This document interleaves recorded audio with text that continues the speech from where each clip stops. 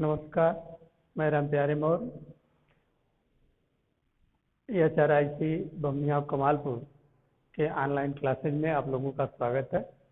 हम आज निर्देशांक ज्यामिति के विषय में पढ़ेंगे। तो पिछले बार समांतर श्रेणी के विषय में हम लोग पढ़ रहे थे, परंतु वह पाठ अब हटा दिया गया है शायद, तो हम उसे अब नहीं पढ़ेंगे। अब निर्देशांक ज्यामिति के विषय में पढ़ेंगे। पिछली कक्षा में आप निर्देशांक ज्यामिति के विषय में कुछ पढ़ चुके हैं। अब इसके विषय में हम पढ़ें तो यदि किसी भी तल पर एक ऊर्ध्वाधर और एक क्षैतिज रेखाएं खींची जाती हैं तो वह तल 4 भागों में बढ़ जाता है। इस भाग को हम प्रथम चतुर्थांश, इस भाग को द्वितीय चतुर्थांश और इसको तृतीय चतुर्थांश और इसको चतुर्थ चतुर्थांश कहते हैं। इस क्षैतिज रेखा को x डैश ओ एक्स अर्थात x अक्ष अर्थात भुज, और इस ऊर्ध्वाधर रेखा को y ओ वाई डैश अर्थात इसे हम कोटि कहते हैं, y अक्ष या कोटि। तो जैसा कि पिछली कक्षा में आप जानते हैं, किसी भी निर्देशांक को लिखने के लिए सबसे पहले भुज लिखा जाता है, फिर कोटि।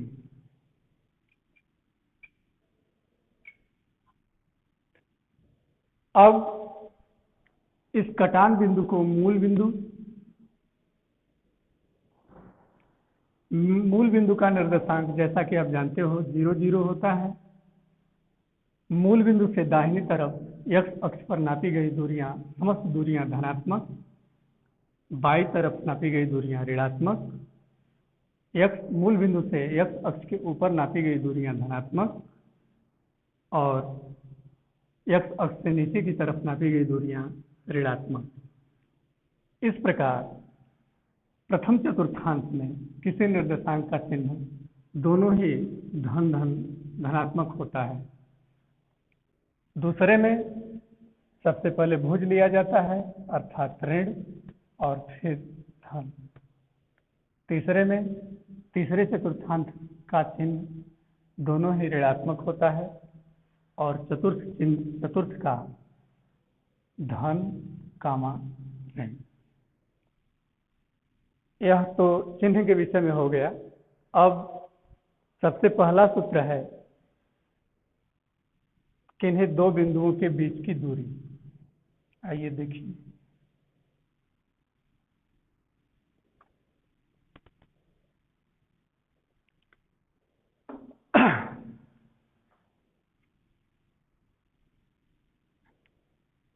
x dash O X Y O Y dash. मान लीजिए कोई एक बिंदु A जिसके निर्देशांक x1 और y1 है, और कोई बिंदु B जिसके निर्देशांक x2 और y2 है। हमें इसी बिंदु AB के बीच की दूरी ज्ञात करनी है। AB के बीच की दूरी ज्ञात करनी है। अब हम इस बिंदु A से x अक्ष पर एक लंब खींच देते हैं। मान लीजिए यह लंब आपका AN हुआ। तो इस निर्देशांक के हिसाब से ON बराबर x1 और AN बराबर y1। यह दूरी x1 होगी और यह दूरी y1 होगी। फिर हम बिंदु B से x अक्ष पर एक लंब खींचते हैं। मान लीजिए यह m है। तो यह दूरी आपकी x2 होगी और यह दूरी y2 होगी। पुनः बिंदु A से BM पर एक लंब खींचते हैं। मान लीजिए यह लंब आपका इसे बिंदु P पर काट रहा है। तब अब चूंकि यह नियम इस AM के बराबर होगा, तो यह नियम को ज्ञात करने के लिए हम यह नियम बराबर AP बराबर हो जाएगा आपका x2 माइनस x1, अर्थात OM ऋण ON। इस दूरी में से इस दूरी को यदि हम घटा दें तो हमें यह दूरी प्राप्त हो जाएगी, और यह नियम AP के बराबर होगा। इसी प्रकार हम BP को ज्ञात करते हैं, तो BM से यदि इस PM को घटा दें तो हमें BP प्राप्त हो जाएगी, अर्थात BP बराबर हो जाएगा आपका y2 माइनस y1।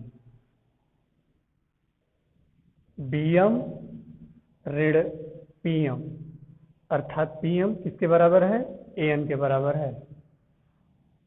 तो इस दूरी में से, पूरी दूरी में से इस दूरी को हम घटा देंगे तो यह दूरी बच जाएगी, और यह दूरी होगी आपका y2 माइनस y1। अब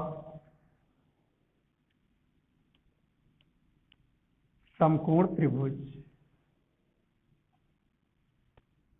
APB में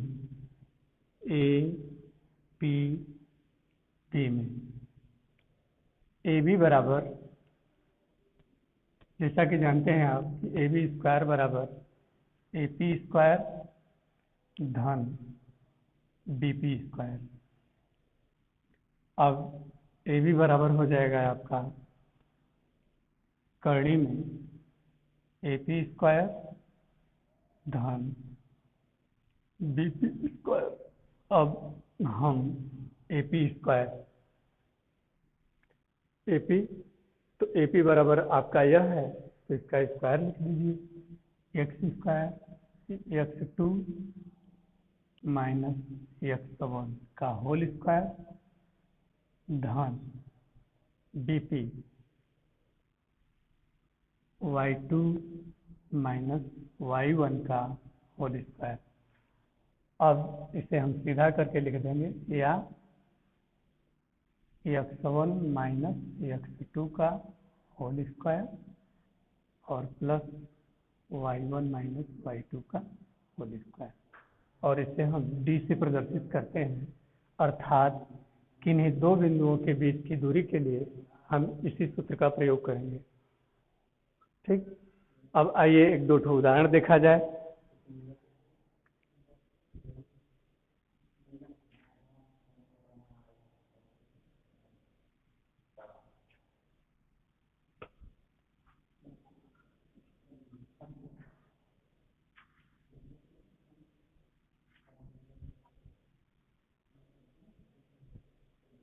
तीन चार उदाहरण है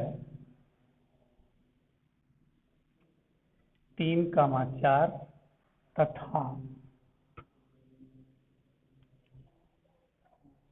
5,2 के मध्य के बीच की दूरी ज्ञात कीजिए। तो यहाँ पर हम देखते हैं कि x1 बराबर 3, x2 बराबर 5, y1 बराबर 4 और y2 बराबर 2 है। किन्हीं दो बिंदुओं के बीच की दूरी D बराबर, करणी में सूत्र का प्रयोग कर लीजिए, x1 माइनस x2 का whole square plus y1 minus y2 का whole square, y1 minus y2 का होल स्क्वायर। x1 3 ऋण 5 का होल वर्ग धन 4 ऋण 2 का होल वर्ग कर दीजिए, तो यहाँ पर बचेगा -2 का धन 2 का वर्ग,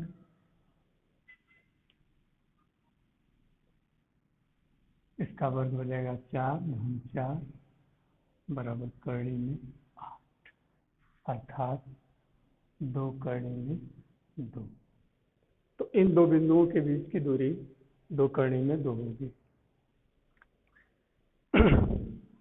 एक उदाहरण और देखिए।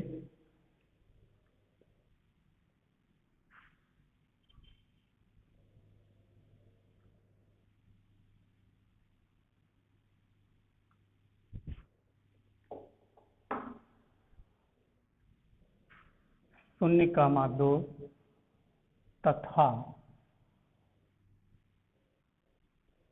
4 कामा -1 के मध्य की दूरी।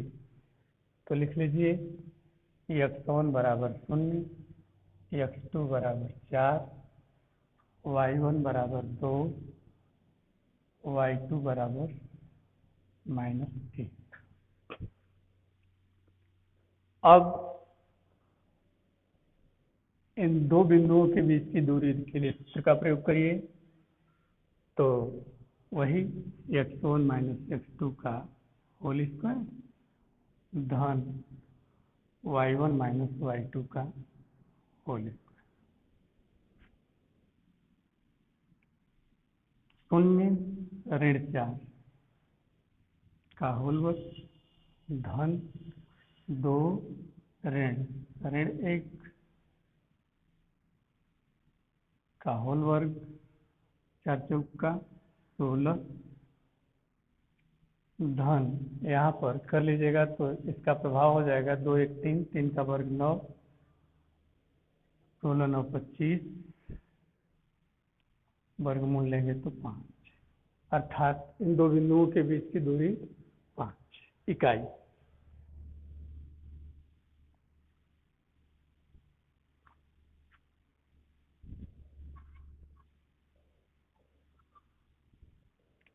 अब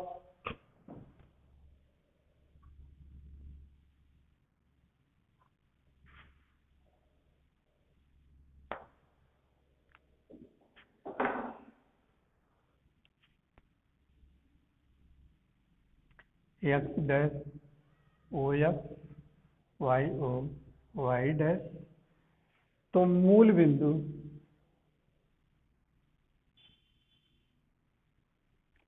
तथा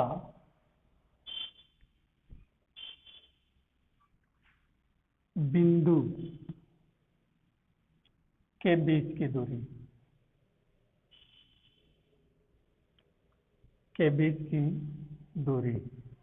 तो देखिए मूल बिंदु आपका यह है, इसका निर्देशांक 0 0 है और कोई दूसरा बिंदु मान लीजिए यहाँ पर है ए, यदि इसके निर्देशांक ले लीजिए x1 और y1 है, तब इसके और इसके बीच की दूरी अर्थात OA बराबर, तो ठीक वही बात वही सूत्र किन्हीं दो बिंदुओं के बीच की दूरी का सूत्र आप प्रयोग करिएगा। तो D बराबर करणी में x1 x2 का whole square plus y1 y2 का होल स्क्वायर।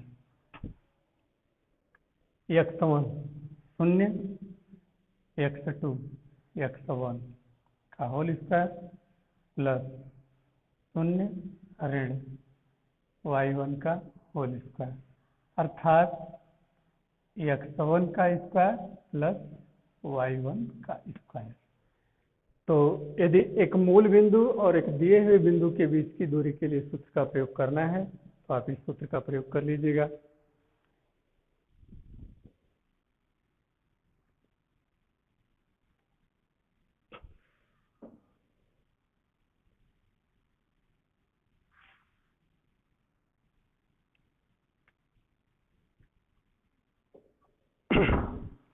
तीन बिंदुओं के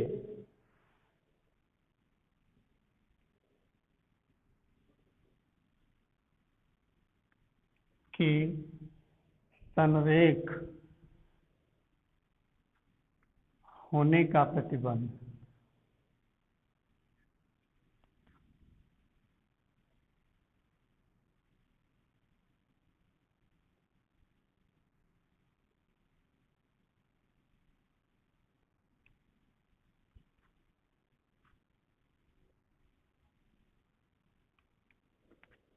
तो मान लीजिए कोई तीन बिंदु दिया है और इन ए है, बी है और सी है, तो इन तीनों बिंदुओं के संरेख होने का प्रतिबंध, तो किन्हीं दो बिंदुओं के बीच की किन्हीं दो बिंदुओं के बीच की दूरी का योग तीसरे बिंदु के बीच की दूरी का योग यदि आपस में बराबर है तो तीनों बिंदु संरेख होंगे। जैसे A B plus B C बराबर ए सी के बराबर है यदि, तो तीनों बिंदु संरेख होंगे। इसके लिए सबसे पहले हम किन्हीं दो बिंदु ए बी के मध्य की दूरी निकाल लेंगे, फिर बी सी के बीच की दूरी निकाल लेंगे और फिर ए सी की दूरी निकाल लेंगे। और यदि A B plus B C अर्थात ए बी के मध्य की दूरी और बी सी के मध्य की दूरी का योग यदि ए सी के बीच की दूरी के योग के बराबर है, ए सी की दूरी के बराबर है, तो तीनों बिंदु संरेख होंगे।